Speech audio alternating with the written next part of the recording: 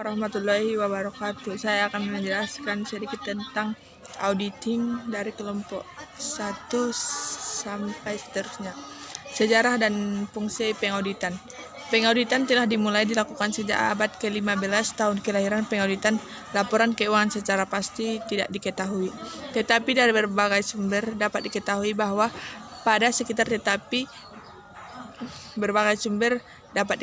bahwa pada awal abad ke-15 jasa auditor telah mulai digunakan di Inggris. Pengertian dan jenis audit. Audit adalah jenis kegagalan mengumpulkan data mengevaluasi dari bukti-bukti mengenai informasi untuk menentukan dan melaporkan tingkat kesesuaian antara informasi dan kriteria yang telah ditetapkan. Proses audit harus dilakukan oleh orang yang komponen dan independen. Definisi audit ini juga secara umum tersebut memiliki unsur-unsur penting sebagai suatu proses yang sistematik dan untuk memperoleh dan mengevaluasi bukti secara objektif, pernyataan mengenai kegiatan dan kejadian ekonomi, meningkatkan tingkat kesesuaian kriteria yang ditetapkan, penyimpanan hasil pemakai yang berkepentingan, etika. Audit terdiri dari dua jenis yang dapat dikelompokkan berdasarkan ruang lingkup kegiatannya, yaitu audit umum dan audit khusus. Jenis auditor dalam organisasi profesi akuntan publik. Jenis auditor dibedakan menjadi 4 bagian, yaitu auditor intern, auditor independen, auditor eksternal, auditor pemerintah. Hal yang mendasari audit laporan keuangan. Audit laporan keuangan adalah proses pengumpulan dan melaporkan tingkat kesesuaian antara informasi tersebut dengan kreativitas. Asas-asas yang mendasari audit intern keuangan dengan membagi ke dalam 5 bagian, yaitu hubungan antara akuntansi dan auditing, pembuktian dan pertimbangan profesional dan audit laporan keuangan, kebutuhan akan audit laporan keuangan, manfaat ekonomi studi audit, peningkatan pengendalian dan operasional, keterbatasan audit lab. Adapun laporan keuangan, yaitu adapun pihak-pihak yang berinteraksi dengan auditor, yaitu manajemen, dewan direksi dan komitmen audit, auditor internal, pemegang saham. Standar auditing ini juga terdapat dalam 3 bagian, yaitu standar umum, standar pekerjaan lapangan, standar pelaporan. Adapun etika dan moralitas. Etika dan moralitas merupakan landasan fundamental bagi profesi akuntan. Hal ini dikarenakan akuntan memiliki peran penting. Etika profesi akuntannya itu ilmu yang membahas perilaku atau pembuatan baik dan buruknya manusia, sejarah yang dapat dipahami oleh pikiran manusia terhadap pekerjaan yang membutuhkan pelatihan dan penguasaan terhadap suatu pengetahuan umum sebagai akuntan.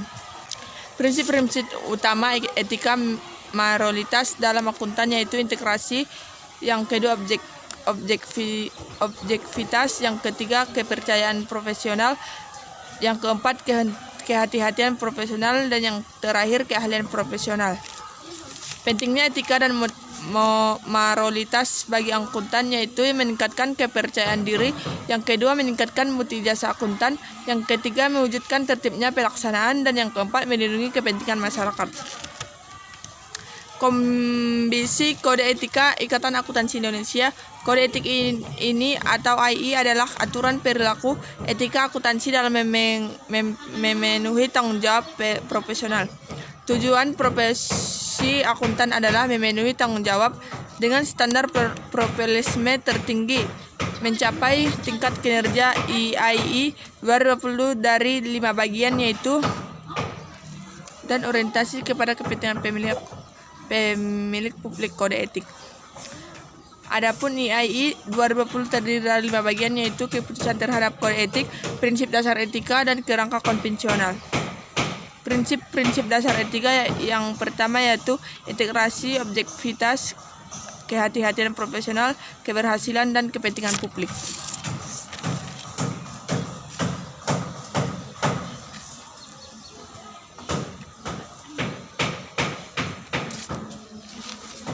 Pengertian strategi awal dalam audit yaitu tujuan utama audit dalam perencanaan dan pelaksanaan audit adalah untuk mengurangi risiko audit hingga tingkat rendah yang sesuai untuk mendukung suatu pendapat apakah laporan keuangan telah disajikan secara wajar dalam segala hal yang material.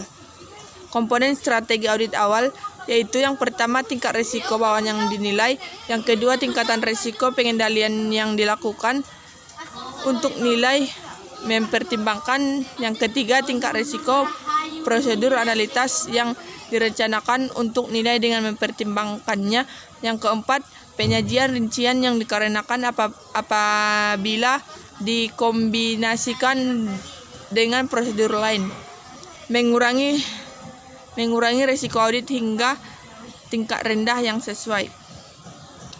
Unsur strategi audit awal yaitu dalam mengembangkan strategi audit awal untuk suatu asersi auditor menetapkan unsur berikut ini. Yang pertama tingkat risiko pengendalian transaksi yang direncanakan, yang kedua luasnya pemahaman atas pengendalian internal yang harus diperoleh, yang ketiga pengujian pengendalian yang harus dilaksanakan untuk meningkat risiko pengendalian. Dan yang terakhir pengendalian tingkat pengujian substantif yang direncanakan untuk mengurangi risiko audit tingkat yang cukup rendah. Adapun jenis-jenis strategi audit yang pertama yaitu primarily substantif, yaitu pendapatan keuangan telah disajikan secara wajar dalam segala hal yang material. Komponen strategi audit awal yaitu yang pertama tingkat risiko bawaan yang dinilai, yang kedua tingkatan risiko pengendalian yang dilakukan untuk nilai mempertimbangkan, yang ketiga tingkat risiko prosedur analitas yang direncanakan untuk nilai dengan mempertimbangkannya, yang keempat penyajian rincian yang dikarenakan apabila dikombinasikan dengan prosedur lain, mengurangi risiko audit hingga tingkat rendah yang sesuai. Unsur strategi audit awal yaitu dalam mengembangkan strategi audit awal untuk suatu asersi auditor menetapkan unsur berikut ini. Yang pertama tingkat risiko pengendalian transaksi yang direncanakan, yang kedua luasnya pemahaman atas pengendalian internal yang harus diperoleh, yang ketiga pengujian pengendalian yang harus dilaksanakan untuk meningkat risiko pengendalian. Dan yang terakhir pengendalian tingkat pengujian substantif yang direncanakan untuk mengurangi risiko audit tingkat yang cukup rendah. Adapun jenis-jenis strategi audit yang pertama yaitu primarily substantif,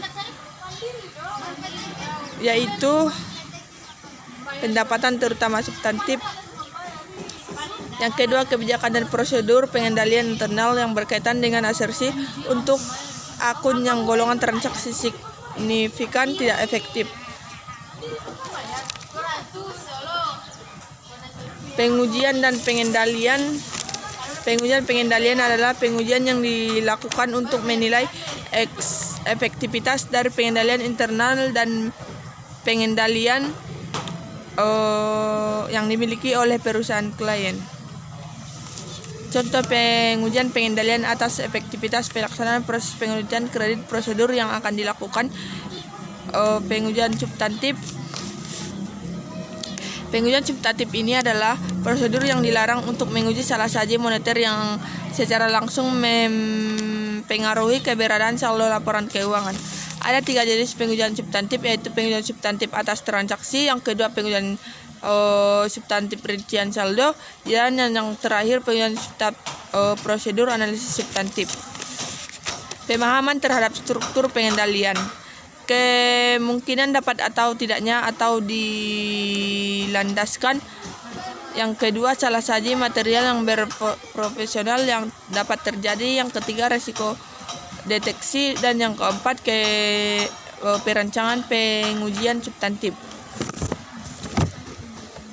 Contoh yaitu struktur pengendalian internal adalah kerangka kerja yang digunakan oleh organisasi untuk mengelola risiko pemasukan kepatuhan dan mencapai tujuan mereka. Contohnya yaitu yang pertama kebijakan dan prosedur, yang kedua pengendalian fisik, yang ketiga pengendalian keamanan teknologi, dan yang keempat pengendalian organisasi, yang kelima pengendalian verifikasi, yang keenam pengendalian perencanaan, yang ketujuh pengendalian.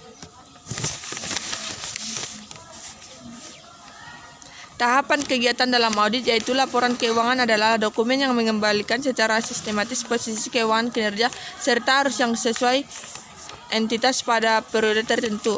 Laporan keuangan ini bertujuan untuk memberikan informasi yang relevan yang dapat diandalkan kepada berbagai pihak seperti investor, kreditur, manajemen, dan regulator, dan pemegang saham untuk membantu mereka dalam pengembalian ekonomi. Adapun contoh tahapan-tahapan untuk dalam proses audit yaitu pemahaman terhadap entitas dan lingkungannya, memahami struktur untuk organisasi entitas, menganalisis industri, faktor-faktor ekonomi yang memengaruhi entitas, mempelajari sistem pengendalian entitas, mengidentifikasi risiko-risiko relevan terhadap audit. Penentuan proses audit. Yang pertama, memantau kemajuan audit dalam memastikan bahwa jadwal audit terpenuhi. Yang kedua, berkomunikasi secara teratur dengan manajemen senantiasa untuk memperoleh. Adapun yang evaluasi pengendalian, yang keempat pengumpulan bukti audit. Adapun dasar-dasar pengumpulan bukti audit yaitu yang pertama data akuntansi, informasi peningkatan, pengujian fisik, konfirmasi, dokumentasi, prosedur, analisis, wawancara kepada klien, hitung uji, observasi.